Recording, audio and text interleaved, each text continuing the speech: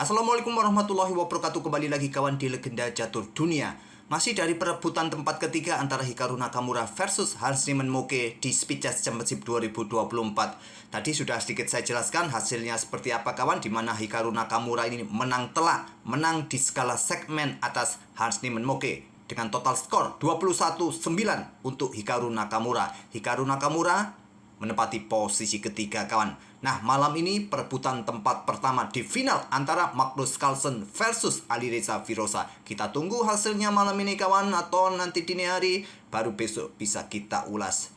Oke, game yang akan saya sajikan ini permainannya Hans Niemann Moke versus Hikaru Nakamura kawan. Walaupun Hans Niemann Moke ini kawan kalah telak oleh Hikaru Nakamura, kalah di segala segmen kawan, tapi Hans Niemann sempat membuat pertunjukan yang sangat ciamik kawan, menghajar Hikaru Nakamura pada permainan 5 menit pada game ke-9 kawan. Game terakhir di permainan 5 menit. Hans Niemann pegang putih mengawali dengan pion E4, pion E5 dari Hikaru Nakamura, kuda F3, kuda C6, gajah B5, Ruy Lopez. Morphy defense dilanjutkan oleh Hikaru Nakamura kawan, tidak dengan pertahanan Berlin tapi Morphy defense. Gajah mundur ke 4 diikuti classical defense oleh Hikaru Nakamura, gajah C5, rokade kawan. Kemudian kuda G ke E7, kelanjutan dari classical defense jalur utama. Nah, pion C3 dimainkan oleh Hans Niemann, pilihan utama, ataupun juga kalian bisa tangkap pion E5 dengan kuda.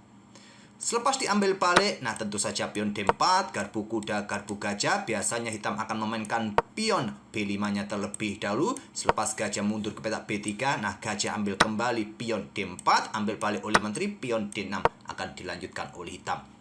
Bisa kalian ambil pion ini dengan kuda, jalurnya seperti itu. Tapi langkah utamanya ya ini kawan, pion C3 dari Hans Niemann Moke. Jelas untuk dukungan pertarungan petak pusat. Kuda G6 langsung kawan, langsung manuver. Nah, di sini langsung dengan pion D4. Gajah tarik mundur ke A7, pilihan utama di posisi. Nah, gajah E3.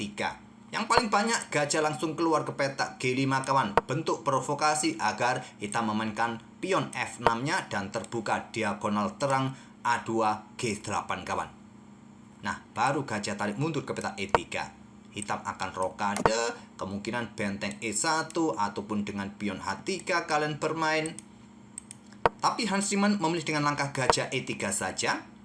Rokade pendek Hikaru Nakamura. Hans Niemann melanjutkan pengembangan kuda B ke D2 setelah pion D6, tentu benteng E1. Perkuat lajur pusatnya dan juga berikan ruang bagi pergerakan kuda jika ingin manuver-manuver. Raja H8 menghindari diagonal ini, kemungkinan juga persiapan dengan pion F-nya kawan. Pion H3 terlebih dahulu. Pion F6. Kenapa tidak diadu saja ya? Dua petak sekaligus.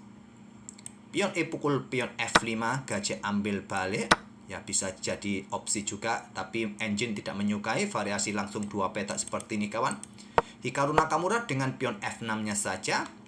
Gajah tarik mundur ke C2 oleh Hans Niemann Moke. Kemudian kuda manuver ke E7, kuda C ke E7. Persiapan bermain pion sisi menterinya pion C. Kuda F1 dan pion C6 saja dimainkan oleh Hikaru Nakamura. Apakah berikan ruang bagi menteri untuk keluar kawan? Kita lihat saja nanti seperti apa, atau dukungan pertarungan di petak D5. Kuda G3, gajah E6. Kemudian ada menteri D2, koneksikan dua benteng, berkoordinasi dengan gajah kawan, dan kelihatannya pion ini dipersiapkan oleh Hans Niemann Moke di lajur H. Menteri C7, pion H4, benteng FD8, berikan ruang bagi pergerakan kuda karena pion mencoba menjebak kuda di sini. Kalau tidak kalian berikan ruang, nanti lompat ke sini ya kehilangan pion kawan. Jadi berikan ruang, benteng FD8, ada pion H5, kuda mundur ke F8, dan di sini Stockfish menyarankan membuat langkah menunggu dengan pion A3 kah, pion A4 kah, pion B4 kawan. Melangkah kuda ke petak H4. Idenya cukup jelas kawan.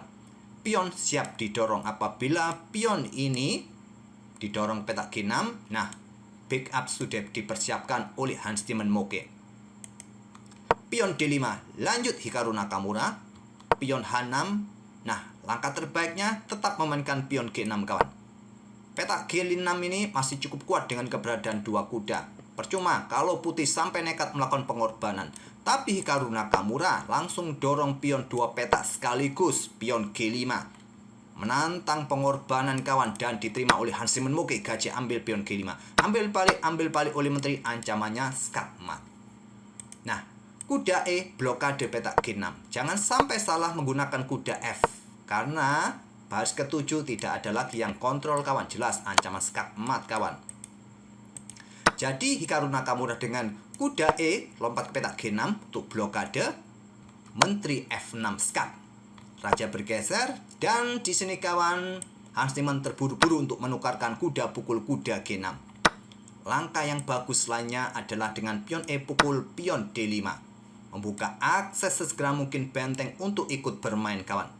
Mungkin ada tantangan pertukaran menteri petak F7. Nah, kalian tantang pertukaran di sini saja. Ya, tidak ada pilihan lain kawan. Menteri G7 skak, menteri pukul menteri, ambil balik menggunakan pion. 2 perwira kalian dalam posisi tertawan.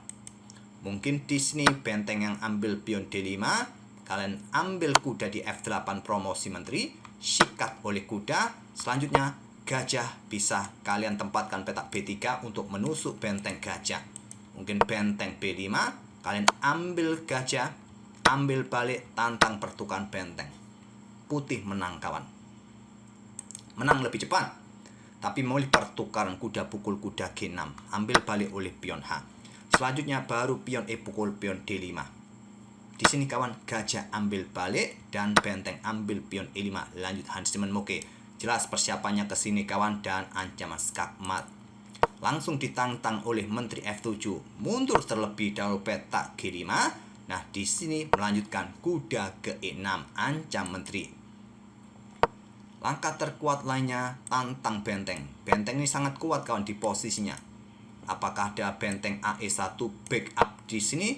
Nah, kalian tukarkan. Kemungkinan putih kalau menemukan langkah yang cermat kawan, benteng ini digeser ke peta F5. Tidak mungkin, ambil. Nah, menteri mau kemana? Ke peta E7 kawan. Bisa dilanjutkan benteng sikat kuda.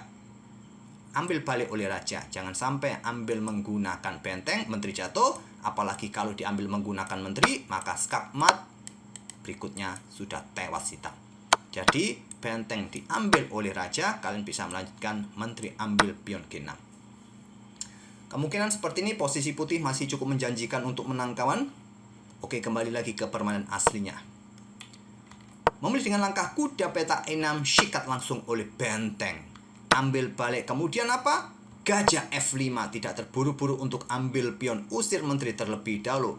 Untuk meloloskan menteri ini bisa mendapatkan ruang gelap kembali kawan. Tetap mempertahankan ruang gelap, menteri D6 saja mempertahankan petak F6-nya kawan.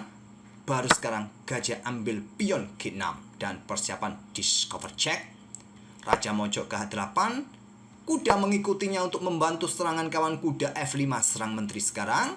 Menteri mundur ke petak F8. Diikuti benteng dipersiapkan juga untuk naik ke baris ke-7 membantu serangan kawan.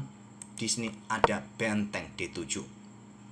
Kemudian kuda E7, langkah kesalahan blunder dari Hans Niemann Moke. Apa langkah terkuatnya kawan? Ke peta H4 ternyata. Ke peta H4, berikan tempat bagi menteri kawan bermain di sini. Tapi memilih dengan langkah kuda E7. Kontrol petak G8, ya persiapan menteri ke sini kawan, dan ancaman bisa skakmat. Idenya cukup sederhana, walaupun disikat oleh benteng sekarang kawan, masih cukup berbahaya. Ancamannya masih ada. Kalau ada gajah bergerak untuk kontrol petak E5 ini kawan, simple ya, benteng ke sini skat. Nah, coba lihat. Kalian bisa eksekusi 2 langkah berikutnya skakmat sudah. Nah, di sini cara untuk antisipasi pergerakan menteri yang ingin bergerak ke peta E5 bisa dengan benteng kawan. Ini cukup kuat untuk bantu menteri nanti untuk blokade peta F6 di sini. Nah, masih ada menteri F6. Kemungkinan di sini putih tidak akan melakukan skak terlebih dahulu, tahan, dorong pion F4-nya. Tapi Hikaru Nakamura blunder kawan. Gajah B8 dia tempatkan untuk kontrol peta E5. Nah, kuda ambil gajah D5. Ancamannya juga bahaya di sini kawan. Dan juga korban menteri nanti. Ancaman back rank mid nanti ke depannya. Benteng ambil. Kalau ingin memperpanjang permainan, bisa membuat langkah gajah ini dikorbankan. untuk membuka akses baris belakang. Benteng menjaga baris belakang petak E8 ini.